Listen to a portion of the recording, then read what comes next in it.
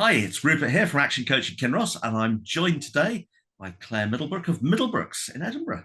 Welcome, Claire. Hi. Hi, it's nice to be here. So, Claire, you run Middlebrooks. Yes. Tell us what Middlebrooks do. Okay, so I started Middlebrooks nearly 10 years ago. We're nearly double digits. And I am a licensed insolvency practitioner to trade, which isn't as awful as it sounds. So I, for about 20 years, have been taking insolvency appointments. And the way that I look at the work that I do is I'm helping people bring about positive futures by restructuring their finances. So about 10 years ago, I was in a partnership and decided to go out on my own, had a very supportive husband. And what we've done in the last 10 years at Middlebrooks is we work in exactly the same way as any other insolvency practitioner does, because it is very, very strictly regulated. However, what we have done really differently is the ethos of bringing positive futures to the individuals and the companies that we work with sits right at the heart of everything that we do. So we understand that there's always a story behind a financial restructuring, and me and the team really invest in that, and we take the people through the process and get them out the other side.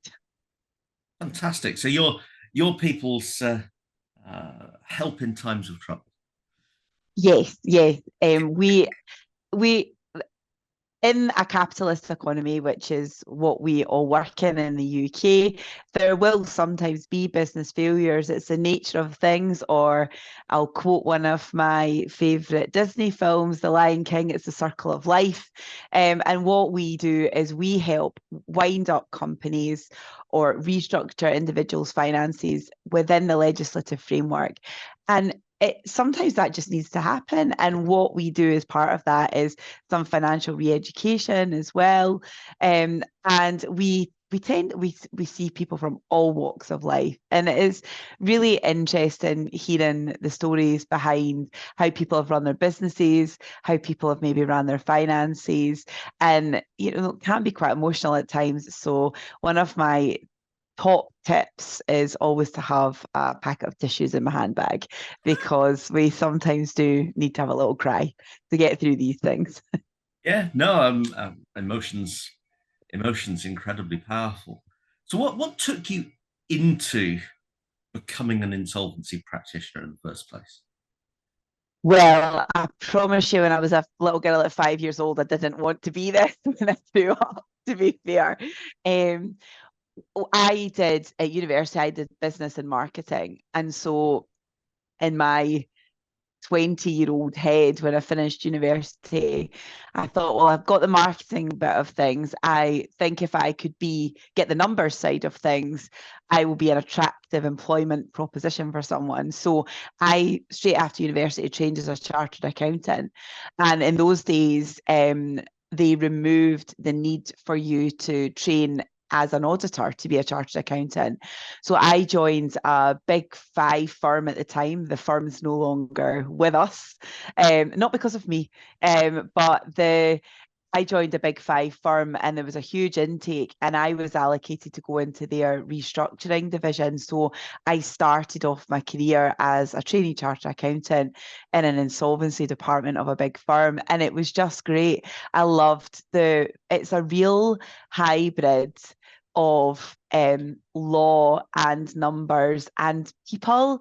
You I've had the opportunity to meet so many different individuals across all walks of lives. So when I first started, because of the size of firm that I worked for, we would often trade a company that was financially insecure to see if we could make it better and then sell it. So at the tender age of 21, I was sent to a logistics company in Milton Keynes, and I found out what a tachyo monitor was for a truck. And I was dealing with the financial director of a multi-million pound turnover business. And at that point, my main role was to make sure that I always had the key to the toilet on me at all times. So I started from the bottom and worked my way up. But it's given me a unique insight, not only as a business owner, but as an IP, as to how businesses run. What the different bits, what the different cogs make up the big wheel. And again, done it across so many different things. That was a logistics firm. I've been involved in muscle growing farms. You name it, I've probably ran it or been involved with somebody that's ran it. So it's really interesting. Fantastic. So you've become an insolvency practitioner. You've worked for the big firms. You've taken you've been in a partnership, and you've now started your own business. What were the big lessons that you've learned along that journey that helped you really get your own business underway? I think one of the biggest lessons that I learned was don't ever put anybody in a box.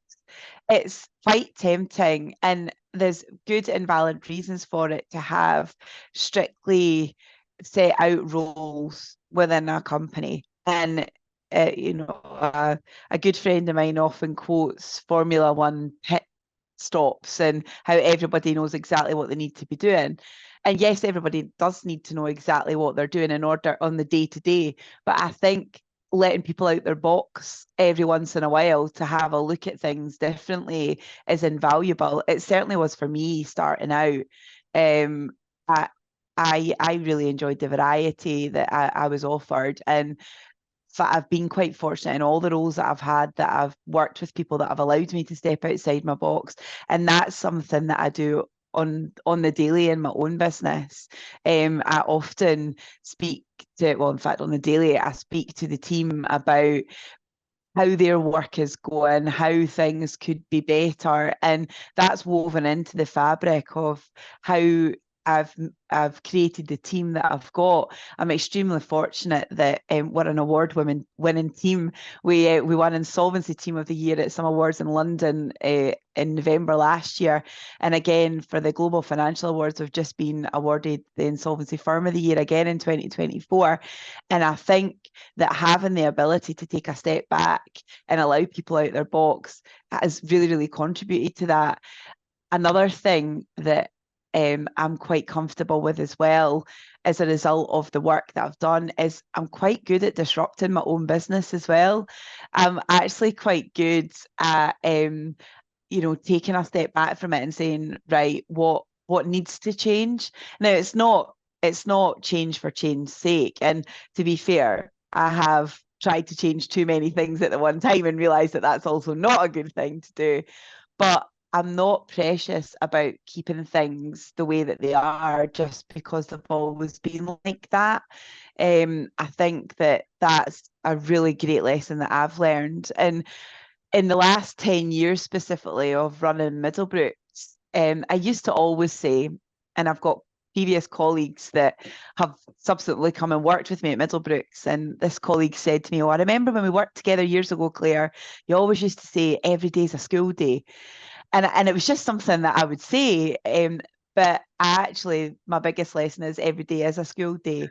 And in running Middlebrooks, I think my biggest lesson is be prepared to learn about yourself and be prepared to learn something every day. When I first started, I thought running a team, if you just gave everybody what they wanted all the time, everybody would be happy.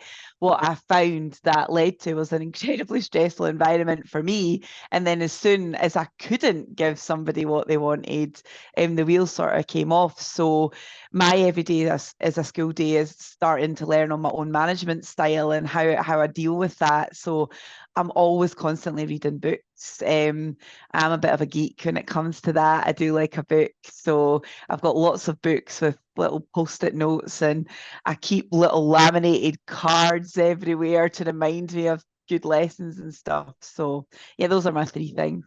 I don't know if they're almost all the same, but very similar. So what's your favourite book? What's the book you've got the most out of? My favourite book that I've got the most out of is Traction. It's just that one of the biggest tools that we have been using now for about 4 years, I think, is the weekly scorecard. That has been invaluable. And I remember when I first read it, I thought, how on earth can I apply, you know, half a dozen different metrics across a business that deals with such a wide variety of things. And it's had some iterations over those 4 years, but the current, I think we've got now 8 measurables that we track on a weekly basis, and that's been the same 8 measurables for about 18 months now.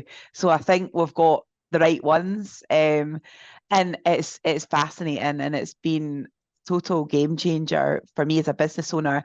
And I think it really helped us adopt a hybrid working policy fully as well. So pre-pandemic, we were in the office Monday to Friday, 9 to 5. Now it is quite a come and go as you please. We developed a hybrid working policy with the team, and we agreed as adults what was the best time for us all to be in the office together. And what I've been able to demonstrate using that scorecard from the book traction is it's working. So, for example, one of the measurables we have is we all have a virtual entry. And if you've not done something by the end of the week, the task goes red, as it will do on a variety of these different software packages. We've had 0 red tasks for the last 6 weeks, so everybody's getting through all their work. The more nervous part of me says, right, I need to get them more work and work them harder, because clearly they're having a good time. But joking aside, it's a really fast measurable that we discuss at a leadership team level each week, and it's great. Sorry, I talk far too much, Rupert. No. This is absolutely fascinating. So, I mean, there's one of the things that you quite often hear from the old school. It's well, we've tried hybrid working, and yeah, you just can't get good communications if people are not in the office. So, how do you go about having really good communications with your team and giving them the freedom to perform in that hybrid environment? Yeah, so I think for me, we are extremely intentional about the communication that we have. And there's quite a framework of things that we've built around the team. So we have, again, I'll borrow from the book traction, we have our rocks each week that we are they're non-negotiables. So we always have a Monday motivation, and we always have a wellness Wednesday to kind of think about the more holistic element of the fact that we're all human beings. On a Tuesday, we always have what's known as a case team clinic. And so the way that my business operates is we have an insolvency practitioner, we have managers, and then we have case team administrators, a little bit like a kind of pyramid. So on a Tuesday, the case team meet together without the managers, without the IP, to have a conversation about how their work's going, if they've got any issues, that type of thing. So that's always on a Tuesday. On a Wednesday, we have something similar for the managers. The managers and the IPs get together to have a discussion about any sticking points on any of the work that we are doing, any successes, and we have a set format for both of those meetings. So everybody comes along with their statistics for the week. We talk about some fees that we might be raising. So there is quite a set format about those. In addition, we are absolute massive users of Teams. So everybody is constantly available via Teams. We share, we use the praise function in Teams quite a lot so that we can say, oh, Megan over here has done a brilliant piece of work today, and we share it openly. So that's very much operational. We also have quite a fun WhatsApp group as well, which is mainly just gifs of us all high-fiving each other and such, whatever's topical at the time. We always encourage, the part of the hybrid working is that we go into the office to collaborate on things. So there's a lot of discussion about when people are going to be in the office together, what it is that they're going to be in the office doing. So that's kind of like what our week looks like on a kind of operational basis. In addition to that, we also have monthly one-to-ones. Those are done on a cycle with myself, the 2 other IPs, and my managing director, David. So one of the 4 of us sits down with each team member once a month just to talk about them, to talk about how they're doing.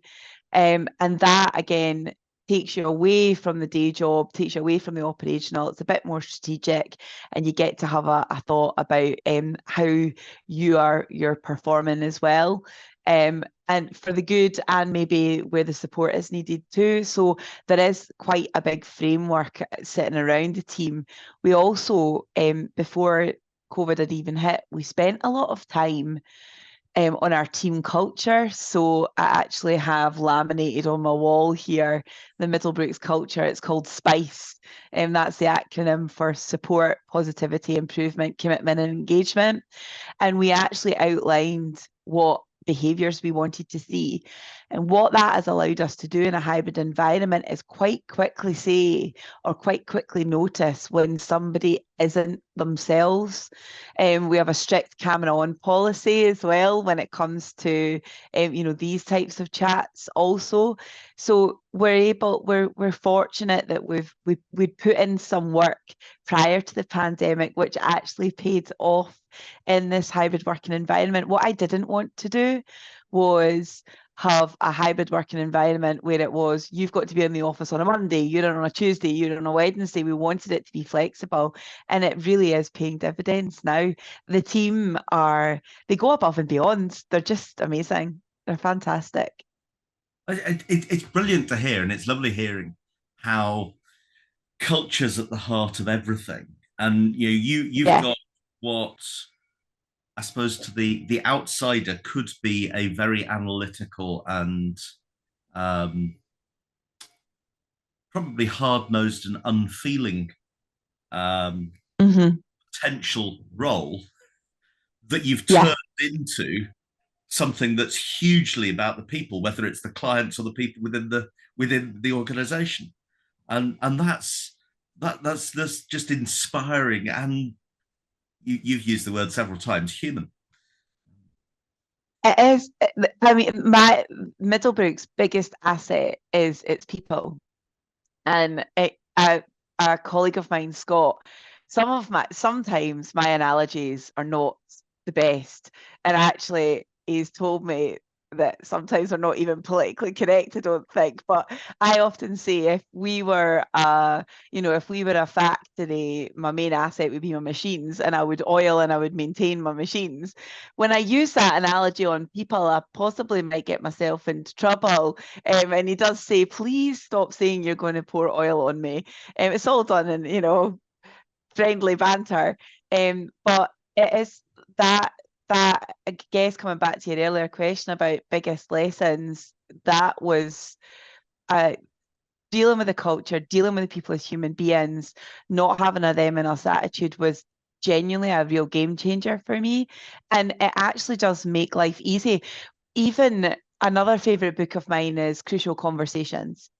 I would shy away from having what I considered to be a difficult conversation with a team member, to the point where I would be coming home at night and I would be speaking to my husband and, oh, so and so's done this, and I just can't seem to get through to them. The culture allows us to have crucial conversations. So if we have to have what could be seen as a difficult conversation, maybe about someone's behaviour, I've just chatted there about the fact that I can be politically incorrect with my analogies. And the chap that I was speaking to about it, he's, we know each other, we can have the banter, but we've got an environment where genuinely, if that was upsetting somebody, we've got a team culture that allows us to say, look, actually, Claire, what you've just said there, I appreciate that you might not be meaning it from a bad place, but it's not sitting well with me. So, and we're able to have those conversations with each other. And that has avoided a huge amount of conflict. And it's allowed us to be a stable unit together. We've got our foundations there. Fantastic. So you've got a phenomenal team, you've got a fantastic culture, you're a multi-award winning business. What's Yeah. next? Oh gosh. I think doing it all again. definitely doing it all again. I've just we're just about to really launch a website dealing really specifically with personal finances. So taking the lessons that I've learned from Middlebrooks, and I wasn't hugely digital. The way that we would get our work until about 2 or 3 years ago was very relationship focused because of the nature of what's happening. What we found in the last couple of years, however, is having a digital presence is, to not have one, even in the work that we do, is just beyond foolish. So we're about to launch our new offering. Well, it's not a new offering, but it's hopefully simplifying the personal financial space that we already operate in, and growing that a little bit further than what we've got at the moment. Because I think the biggest challenge that we face when meeting new people is we have a huge amount of education. A lot of people, when they're in trouble, if they're able to speak to someone about it, they might speak to Johnny down the pub. And Johnny down the pub will say, oh my goodness, if you go and speak to Claire Middlebrook, she'll take your house off you. She'll take your car off you. She'll take everything off you. Actually, I very rarely take people's houses off them, to be honest with you. As long as I get all of the information, and as long as I'm able to have these open conversations at the outset, then we can normally navigate through what people are facing in what I describe as the least pain-free way. So there is always going to be a little bit of pain sorting out anything. And certainly restructuring your finances is no different. So we're looking to do that. I'm also, personally, I've got a couple of non-executive director roles that I undertake as well, which I absolutely love, because I just love talking to people, hearing about their business and chatting to them, and helping them out, and actually saying, oh, don't do that, I've seen that go really badly wrong before. So I really enjoy that side of things. It brings me a lot of joy. And then in my spare time, I love doing all my I'm a member of my children's gala, so we're just about to start the 2025 gala season again with a Halloween party at the end of October, so I can't wait. Fantastic. Oh, well, I really look forward to watching you power through, do it all again, more awards, more success, and see the launch of that personal finance website. So, Claire, it's been a joy talking to you. Thank you so much for sharing all of that with us, and very best of luck for the future. Thank you for having me, Rupert. It's always lovely to chat.